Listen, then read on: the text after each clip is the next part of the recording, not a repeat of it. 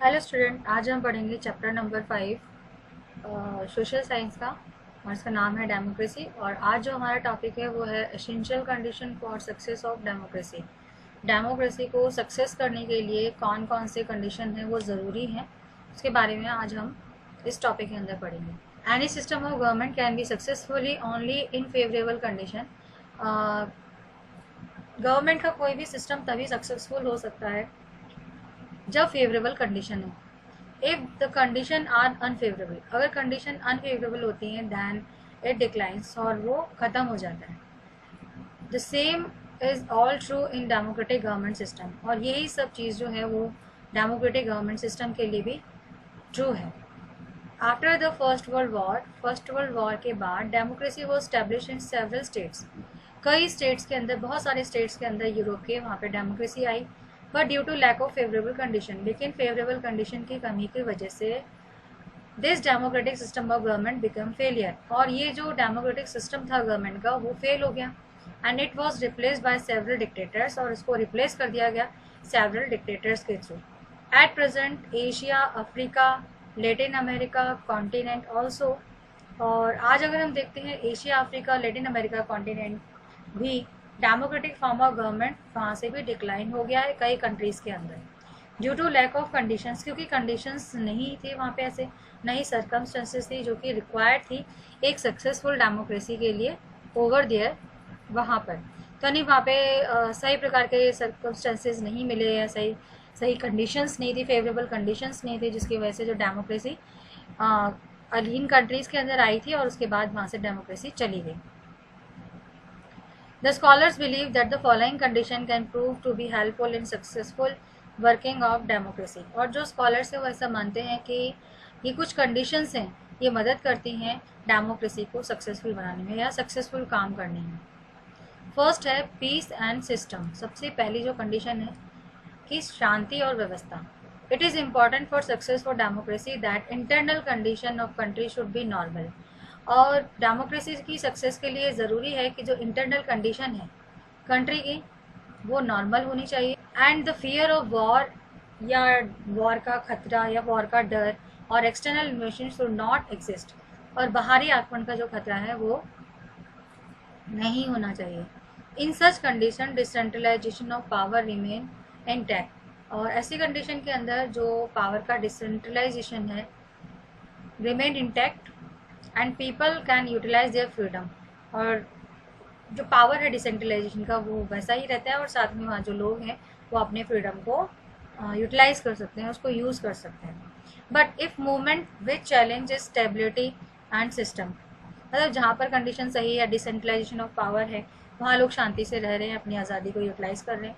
लेकिन अगर ऐसा कोई मूवमेंट स्टार्ट हो जाता है जो कि चैलेंज करता है स्टेबिलिटी और सिस्टम ऑफ कंट्री को, are organised, if there is an external invasion, जैसे कि कोई अगर बाहर से आक्रमण हो जाए, then the government centralise the power, तो उस समय जो गवर्नमेंट है वो क्या करती है, पावर को सेंट्रलाइज कर लेती है, यानी कि एक जगह पावर आ जाती है। पहले डिसेंट्रलाइज थी, बटी हुई पावर थी, लेकिन जब जैसे कोई बाहरी आक्रमण वगैरह होता है तो पावर एक जगह पर आ जाती है। फॉर द नेशन इंटीग्रिटी, राष्ट्रीय अखंडता के लिए और उसकी सुरक्षा के लिए। इंटीग्रिटी मतलब होता है अखंडता। एंड अप्लाई सेंसरशिप, और सेंसरशिप अप्लाई किया जाता है फ्रीडम ऑफ पब्लिक, यानी कि अब जो आज़ादी है लोगों की वो उनसे ले ली जाती है। किस दौरान ली जाती है, जब कोई भारी आक्रमण होता है तब, या कोई दंगे फसाद होते हैं तब उनसे उनकी स्वतंत्रता छीन ली जाती है कुछ समय के लिए। In such condition democracy start to decline which pave the part, और ऐसी कंडीशन के अंदर जो डेमोक्रेसी है धीरे धीरे ख़त्म होने लगती है, ख़त्म होने का अपना रास्ता बना लेती है for the formation of dictatorship, और एक तरह से ये रास्ता भी बन जाता है डिक्टेटरशिप गवर्नमेंट के फॉर्मेशन के लिए। सो सबसे ज़रूरी है कि पीस एंड सिस्टम, पीस और सिस्टम दोनों ही ज़रूरी हैं डेमोक्रेसी की सक्सेस के लिए। देन सेकंड जो है वो स्ट्रॉन्ग नेशनल इकनॉमी है। स्ट्रॉन्ग नेशनल इकनॉमी यानी कि राष्ट्र की जो इकनॉमी है, अर्थव्यवस्था है, वो स्ट्रॉन्ग होनी चाहिए। It is essential for the success of democracy, democracy की सक्सेस के लिए ज़रूरी है दैट द नेशंस इकनॉमी, जो राष्ट्र की इकनॉमी है वो सफिशेंटली स्ट्रॉन्ग, वो सही पर्याप्त रूप से स्ट्रांग होनी चाहिए। And if Nations economy suffering from the industrial crisis, अगर राष्ट्र की जो इकोनॉमी है वो इंडस्ट्रियल क्राइसिस से गुजरती है, देन द इंसो occur in such nation and the entire national economy get disturb. और इससे क्या होता है, जो पूरे राष्ट्र की इकोनॉमी होती है वो डिस्टर्ब हो जाती है। After the first world war democracy ended in Germany. First world war के बाद जर्मनी के अंदर जो डेमोक्रेसी थी वो ख़त्म हो गई थी। एंड इटली में से when the national income when the national economy, जब नेशनल इकोनॉमी ख़त्म हुई इन कंट्रीज़ की, या इसको नुकसान हुआ नेशनल इकोनॉमी को, तो ये जो कंट्री थी इनमें से डेमोक्रेसी ख़त्म हो गई और डिक्टेटरशिप स्टैब्लिश हो गई यहाँ पर। इन द सेम वे, ठीक इसी प्रकार से आफ्टर सेकेंड वर्ल्ड वॉर के बाद democracy ended in the countries of eastern Europe. जो डेमोक्रेसी है उसको ख़त्म कर दिया गया ईस्टर्न यूरोप से ड्यू टू इकोनॉमिक टर्मोइल की वजह से, या आर्थिक दंगे हम बोल सकते हैं इनकी वजह से, या कम्युनिस्ट डिक्टेटरशिप। और मतलब डेमोक्रेसी यहाँ से ख़त्म हो गई इकोनॉमिक टर्मोइल की वजह से, और यहाँ पर कम्युनिस्ट डिक्टेटरशिप स्टैब्लिश हो गई। इन मॉडर्न टाइम के अंदर जो मेन रीज़न है डेमोक्रेसी के फेल होने का लैटिन अमेरिका के अंदर, देयर डेट्रोइटिंग इकोनॉमी, जो इनकी इकोनॉमी धीरे धीरे जो ख़त्म हो रही थी, इसी वजह से वहाँ जो डेमोक्रेसी है वो ख़त्म हो गई। सेवरल एफ्रो एशियंस, और बहुत सारे जो एफ्रो एशियन स्टेट्स हैं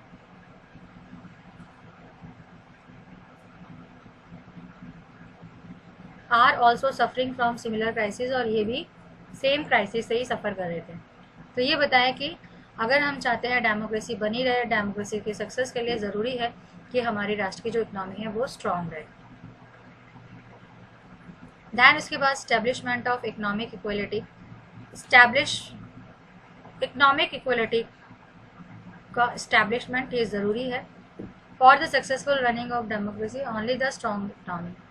और सक्सेसफुल तरीके से डेमोक्रेसी को चलाने के लिए स्ट्रॉन्ग इकोनॉमी सफिशिएंट नहीं है। इसके साथ साथ along with this is also important, इसके साथ साथ क्या चाहिए कि ये इम्पॉर्टेंट दैट इकोनॉमिक इक्वलिटी, कि केवल स्ट्रॉन्ग इकोनॉमी नहीं हो बल्कि इकोनॉमिक इक्वलिटी भी होनी चाहिए exist in the state to be considerable extent, that is, और वो है gap between the rich and poor should not be wide. यानी अमीर और गरीब के बीच में जो खाई है वो ज़्यादा, या गैप है वो ज़्यादा नहीं होना चाहिए, ज़्यादा चौड़ा नहीं होना चाहिए। दिस इज़ पॉसिबल ओनली, और ये तभी पॉसिबल हो सकता है when large middle class exist in the country. जब बहुत बड़ा जो मिडिल क्लास है अगर वो कंट्री में रहे तब। ओनली इन सच पोजिशन, केवल इसी पोजिशन के अंदर जो क्लास कॉन्फ्लिक्ट है वो कमज़ोर होगा, weaken democracy can be avoided. और डेमोक्रेसी को कमज़ोर होने से बचाएगा, मतलब कैसे बचाएगा, जब मिडिल क्लास यहाँ पर एग्जिस्ट होगी तो बहुत ज़्यादा मिडिल क्लास होनी चाहिए, ज़्यादा अमीर और गरीब में ज़्यादा भेद नहीं होना चाहिए, ज़्यादा गैप नहीं होना चाहिए। तो इस्टेब्लिशमेंट ऑफ इकोनॉमिक इक्वलिटी, यानी इकोनॉमिक इक्वलिटी भी इस्टेब्लिश होनी चाहिए। देन फिर आता है establishment of social justice. Establishment of social justice के अंदर इट इज़ एसेंशियल, ये ज़रूरी है for the success of democracy, democracy के सक्सेस होने के लिए कि किसी प्रकार का डिस्क्रिमिनेशन नहीं होना चाहिए किसी भी इंडिविजुअल के साथ on the basis of religion, caste, language, colour, breed and birth place. All people should be regarded, और सभी जो लोग हैं उनको बराबर समझा जाना चाहिए कानून के समक्ष, इन फ्रंट ऑफ लॉ, कानून के नज़र में, एंड कोर्ट के नज़र में। Court should give equal judicial protection, और जो कोर्ट है वो भी सबको बराबर का जुडिशियल प्रोटेक्शन प्रोवाइड करे। इन सोसाइटी के अंदर व्हेन ऑल पीपल, जब सभी लोगों को अगर इक्वल स्टेटस का दर्जा दिया जाएगा like this, then the emotional unities exist. तो इससे क्या होगा, जो इमोशनल यूनिटी है वो बनी रहेगी अमंग दैम, उनके बीच में, and social democracy get establish. और जो सोशल डेमोक्रेसी है सामाजिक लोकतंत्र है वो वहाँ पे स्टैब्लिश हो जाएगा। विच असिस्टेंट, जो कि मदद करेगा successful running in political democracy, यानी कि सोशल डेमोक्रेसी भी ज़रूरी है जिससे कि जो पॉलिटिकल डेमोक्रेसी है वो आसानी से सक्सेसफुल तरीके से रन हो सके। देन फिर आता है educational and aware citizen. Then educated यानी कि जो लोग सिटीजन है वो पढ़े लिखे होने चाहिए और जागरूक होने चाहिए। डेमोक्रेसी की सक्सेस के लिए it is important that it's citizen, इसके जो सिटीजन हैं वो एजुकेटेड हो एंड अवेयर हो। केवल जो एजुकेटेड पीपल हैं, पढ़े लिखे जो लोग हैं, हैव द पोटेंशियल, उनके अंदर ही पोटेंशियल पावर होती है to understand and solve the problem, कि वो समस्या को समझें और उसे सॉल्व करें। ऑफ डेमोक्रेसी, डेमोक्रेसी की and by creating healthy mandate, और एक हेल्दी एनवायरनमेंट को क्रिएट करें। अपार्ट फ्रॉम दिस, इसके अलावा when the citizen are aware, अगर सिटीजन अवेयर होगा तो they are capable of opposing anti democratic policies, तो वो जो भी एंटी डेमोक्रेटिक पॉलिसीज हैं उनका विरोध करेगा एंड एक्शन, जो भी एक्शन जो गवर्नमेंट लेती है उसका वो विरोध करेगा, यानी कि एंटी डेमोक्रेटिक पॉलिसी का विरोध करेगा अगर वो अवेयर है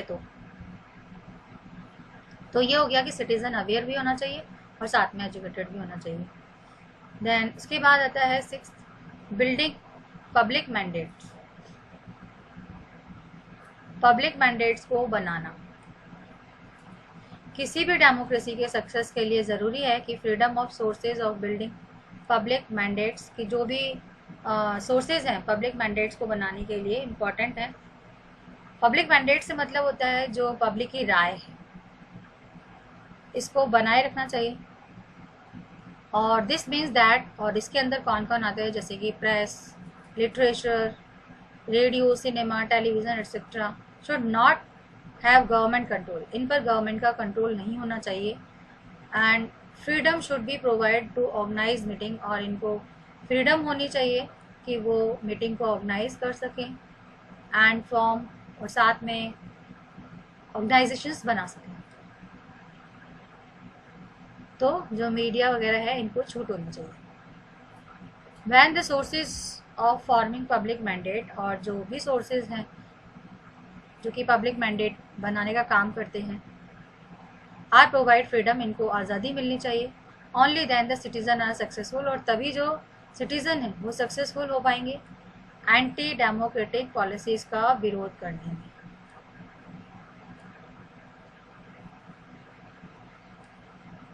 एंड वर्क ऑफ गवर्नमेंट, और सरकार जो काम करती है एंटी डेमोक्रेटिक अगर काम करती है तो उसका विरोध करने में सफल हो पाएंगे। In an organised and peaceful manner, एक प्रॉपर तरीके से ऑर्गेनाइज करके और एक पीसफुल मैनर से। And democratic dignity remain intact, और जो डेमोक्रेटिक डिग्निटी है वो बनी रहेगी। And the governments work along with being responsible towards the people, और जो सरकार है वो अपना काम करेगी लोगों के प्रति रिस्पॉन्सिबल होकर। इन सच कंडीशन, इस कंडीशन के अंदर जो डेमोक्रेसी है वो सक्सेसफुल रन हो सकती है। तो ये हो गया पब्लिक मैंडेट बिल्ड करना ज़रूरी है। देन इसके बाद आता है civil, ethical and national character. तो इसके अंदर बताया समाज के अंदर when civil, ethical and national character is good, अगर समाज में इथिकल, नेशनल कैरेक्टर अच्छे होंगे तो then the possibility of success democracy is quite high. तो क्या होगा कि जो डेमोक्रेसी की सक्सेस है वो ज़्यादा होगी इन सच सोसाइटी, और ऐसी सोसाइटी के अंदर जहाँ सिटीज़न अपने राइट्स, अपने एंड फुलफिल देयर ड्यूटीज़, अपने राइट्स, अधिकारों को प्राप्त करते हैं या अपनी ड्यूटी को पूरा करते हैं एक सही तरीके से, अप्रोप्रिएट वे से। They discuss about the public problems, वो पब्लिक की समस्याओं के बारे में डिस्कशन करते हैं with the point of view और पब्लिक वेलफेयर, लोगों की भलाई से रिलेटेड। एंड बिहेव टॉलरेंटली, और साथ में वो व्यवहार करते हैं एक सहनशीलता का, कंपेशनेटली का, एंड काइंडली, दयालु, कोऑर्डिनेट करने का, एंड लविंगली, एक दूसरे से प्रेम करने का, विद देयर कंपेनियंस, अपने कंपेनियन, अपने साथी के साथ। तो जो डेमोक्रेसी है वो बनी रहेगी। In fact a democracy finally depend upon the power of citizen, क्योंकि जो डेमोक्रेसी है वो फाइनली डिपेंड होती है लोगों की पावर पर। And when the civil ethical and national characters of the people strong, और अगर किसी भी राष्ट्र के सिविल इथिकल और नेशनल करेक्टर अगर लोगों के स्ट्रांग हैं तो देन डेमोक्रेसी बिकम सक्सेसफुल, तो जो डेमोक्रेसी है वो सक्सेसफुल हो जाएगी। तो यानी कैरेक्टर अपना स्ट्रांग रखना चाहिए, नेशनल इथिकल और सिविल कैरेक्टर को। Decentralisation of power and the local self government, decentralisation यानी कि पावर का डिस्ट्रीब्यूशन करना, और local self government. Centralisation of power is the base of dictatorship, अगर पावर एक जगह एक हाथ में होती है तो वो डिक्टेटरशिप का बेस होती है। और पावर का डिसेंट्रलाइजेशन होना is the basis of democracy, ये डेमोक्रेसी का बेस है। डेमोक्रेसी के अंदर पावर को डिस्ट्रीब्यूट कर दिया जाता है। Only after the decentralisation, decentralisation के बाद, जो पावर का डिसेंट्रलाइजेशन है उसके बाद ही जो वेरियस सेक्शन के जो लोग हैं वो पार्टिसिपेट करते हैं एडमिनिस्ट्रेटिव वर्क के अंदर एंड मेक डेमोक्रेसी सक्सेसफुल, और डेमोक्रेसी को सक्सेसफुल बनाते हैं। Local self government is an excellent example, और इसका जो सबसे अच्छा उदाहरण है वो लोकल सेल्फ गवर्नमेंट है।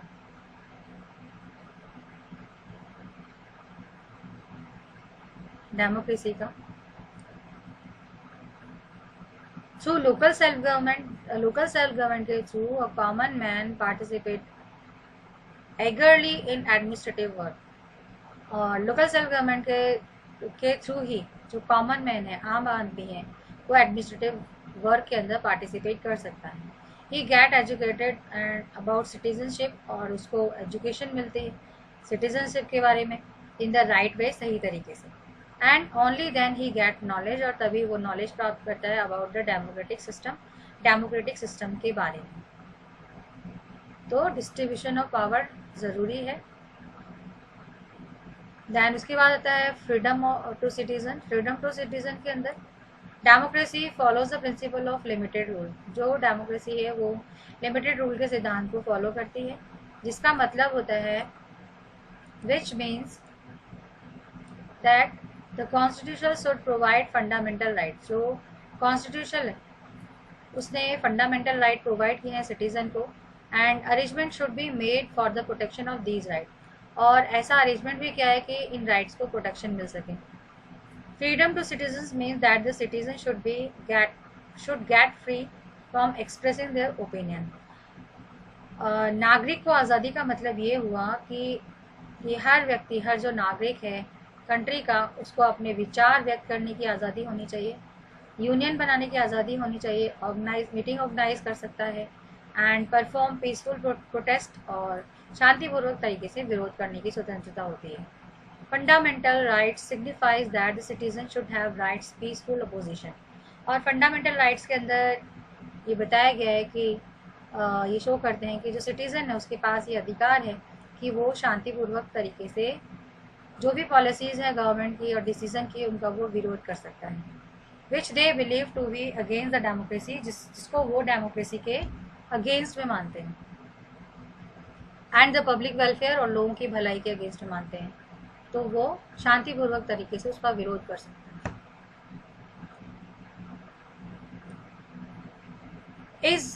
This is also understood that, और इसको ऐसे भी समझा जा सकता है that for the implementation of fundamental rights, fundamental right के इम्प्लीमेंटेशन के लिए सिटीजन के the source of building public mandate, और जो जरिया है उसको बनाने का, उसको आज़ाद होना चाहिए, should also remain free. Then फिर आता है आपका written constitution and democratic tradition. Written constitution and democratic यानी कि लिखित संविधान होना चाहिए और डेमोक्रेटिक ट्रेडिशन होना चाहिए। Written constitution means that the language, written constitution का मतलब एक ऐसी लैंग्वेज कॉन्स्टिट्यूशन की शुड बी वैली क्लियर, कि जो कॉन्स्टिट्यूशन की लैंग्वेज है वो क्लियर होनी चाहिए, सो दैट नो डिस्प्यूट, जिससे कि किसी भी प्रकार का डिस्प्यूट और कन्फ्यूज़न क्रिएट ना हो उसके इंटरप्रिटेशन में। अपार्ट फ्रॉम दिस, इसके अलावा द प्रोसीजर्स मेकिंग अमेंडमेंट, और उसके अंदर एक ऐसा प्रोसीजर होना चाहिए जिससे कि सुधार हो सके कॉन्स्टिट्यूशन के अंदर, या उसके अंदर चेंजेस करने के लिए जो कॉन्स्टिट्यूशन है वो रिग्ड होना चाहिए, रिजिड होना चाहिए, रिजिड मतलब कठोर होना चाहिए, so that no political party, जिससे कि कोई भी पॉलिटिकल पार्टी आसानी से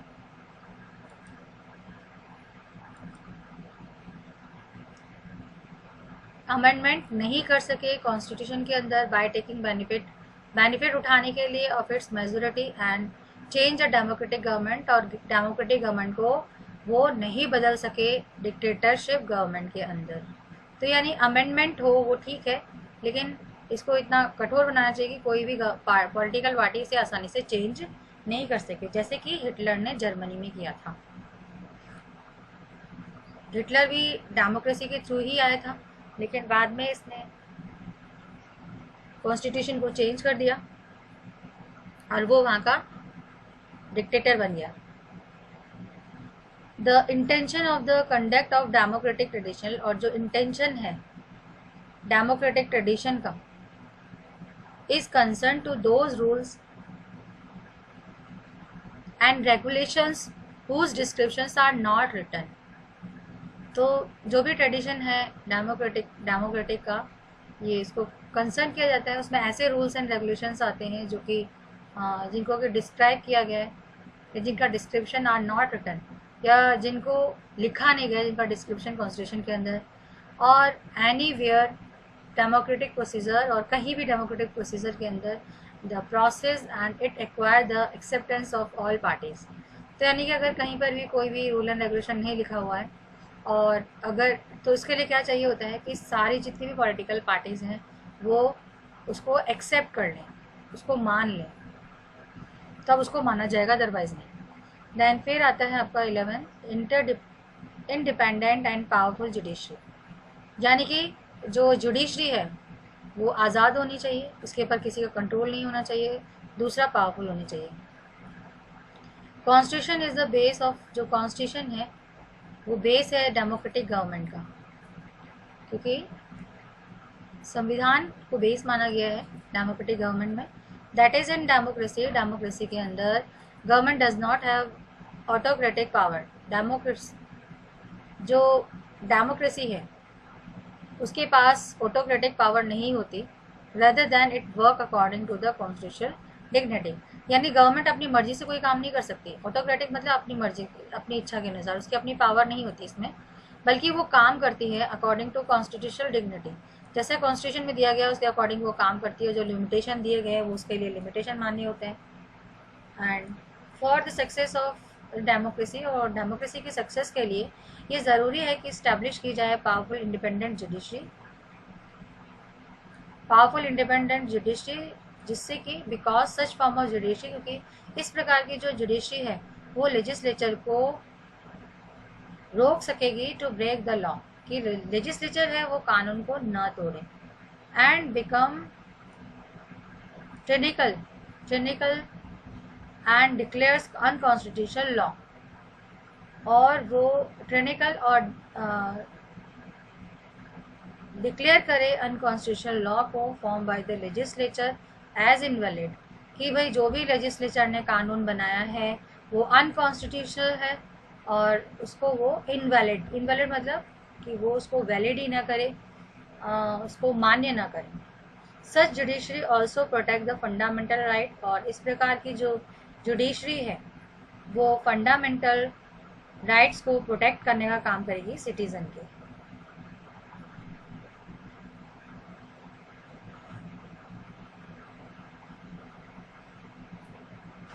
देन फिर आता है capable and impartial bureaucracy. Capable, योग्य और बिना किसी के साथ पार्शलिटी करने वाली ब्यूरोक्रेसी होनी चाहिए। इन डेमोक्रेसी के अंदर workforce is responsible to implement the policies. जो वर्कफोर्स है वो रिस्पॉन्सिबल है पॉलिसीज को बनाने के लिए बाय द गवर्नमेंट के थ्रू, और वो गवर्नमेंट में कौन आ गया, representative. It is the importance for the success of democracy, और ये डेमोक्रेसी की सक्सेस के लिए ज़रूरी है that the bureaucracy should not be efficient. जो ब्यूरोक्रेसी है वो should not only be efficient, वो न केवल एफिशिएंट ही हो बल्कि एडमिनिस्ट्रेटिव पॉइंट ऑफ व्यू से, बल्कि it should hold the feeling of service towards the citizen, और उसके अंदर ये भावना भी होनी चाहिए कि वो अपने नागरिकों के प्रति सेवा प्रदान करेगा। And it should always remain neutral and impartial towards party politics, और वो हमेशा न्यूट्रल और इम्पार्शियल रहे पार्टी पॉलिटिक्स के लिए। तो ये तो था कैपेबल इम्पार्शियल ब्यूरोक्रेसी होना चाहिए। दैन उसके बाद हेल्दी और ऑर्गेनाइज पार्टी सिस्टम होना चाहिए। इन प्रैक्टिस के अंदर जो democracy is a form of party administrative system. Practice रूप में अगर हम देखें तो जो पार्टी एडमिनिस्ट्रेटिव सिस्टम है डेमोक्रेसी में वो होता है, या हम कह सकते हैं कि democracy is a form of, ये डेमोक्रेसी एक प्रकार की पार्टी एडमिनिस्ट्रेटिव सिस्टम है। देयरफॉर इट्स सक्सेस डिपेंड, और इसी वजह से इसकी जो सक्सेस है वो डिपेंड है उनकी पॉलिसीज़ पर, उनके प्रोग्राम्स पर, उनकी लॉयल्टी पर एंड द पॉलिटिकल पार्टीज़ पर। तो ये इस पर क्या है वो डिपेंड है, क्योंकि पार्टी बेस्ड होती है democracy. It is important for success, और डेमोक्रेसी की सक्सेस के लिए ज़रूरी है that the formation of political party should be healthy basis, और जो फॉर्मेशन है पॉलिटिकल पार्टी का वो हेल्दी बेसिस पर होना चाहिए। There formation should not B regional, इनका जो फॉर्मेशन है वो रीजनल नहीं होना चाहिए, लैंग्विस्टिक और कम्युनल बेसिस पर नहीं होना चाहिए, rather it should be on national basis, बल्कि ये नेशनल बेसिस पर होना चाहिए। दिस मीन्स, और इसका मतलब ये हुआ कि जो पॉलिटिकल पार्टी है should be form keeping in mind, या इस बात को अपने दिमाग में रखें that economic and political problems of national levels, यानी कि जो भी इकोनॉमिक और पॉलिटिकल प्रॉब्लम है अगर वो नेशनल लेवल की हैं तो उसको दूर करना चाहिए। अपार्ट फ्रॉम दिस, इसके अलावा internal democracy should be involve, और जो इंटरनल डेमोक्रेसी है वो इन्वॉल्व होना चाहिए in working of these political parties,